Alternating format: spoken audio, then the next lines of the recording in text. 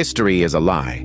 How were Jews described in Europe before Ashkenazis became the majority? From Nature, Knows No Color Line by J.A. Rogers, page 123. Quote, Waits says, an interesting gradation of all shades down to the black is exhibited by the Jews. Especially dark were the Jews of Spain and Portugal. The Portuguese Jews were very dark, says Pritchard.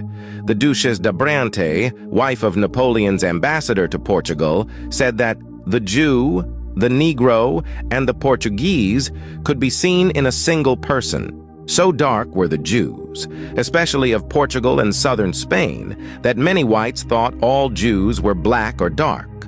Another source can be found from The Natural History of Man by James Cowles Pritchard. Quote, the Jews of Portugal are very dark.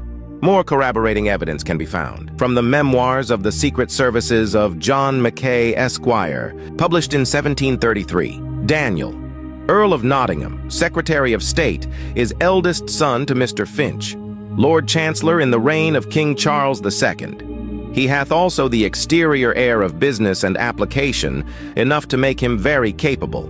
In his habit and manners very formal. A tall, thin, very black man, like a Spaniard, or Jew, about 50 years old. We can appreciate that even in the 1700s, people from the British Isles recognized Jews to be of a dark complexion, like their Secretary of State, Daniel Finch, 2nd Earl of Nottingham. By the way, this is supposed to be a contemporary painting of Daniel Finch, Earl of Nottingham. This man is clearly of a fair complexion, not dark, like a Jew, as he is described. Just a little peek into the whitewashing of history. Finally, from Shakespeare and the Jews by James Shapiro. Shakespeare and the Jews from James Shapiro. All right, and we're about on page 171 of this book. When William Brereton jotted down his impressions of the Jews in the synagogue in Amsterdam in 1635. Amsterdam, again, that's in the Netherlands, Holland, all right, the Dutch. This is a Dutch synagogue, Dutch people, right? Amsterdam, 1635. He's going to let you know that he noted that the Jewish men are most black. They're most black. The Jews. Who was the Jews? Again, who was the Jews that were in Amsterdam? Most of those Jews, all right, had fled from Spain and Portugal. Sephardic Jews who were what?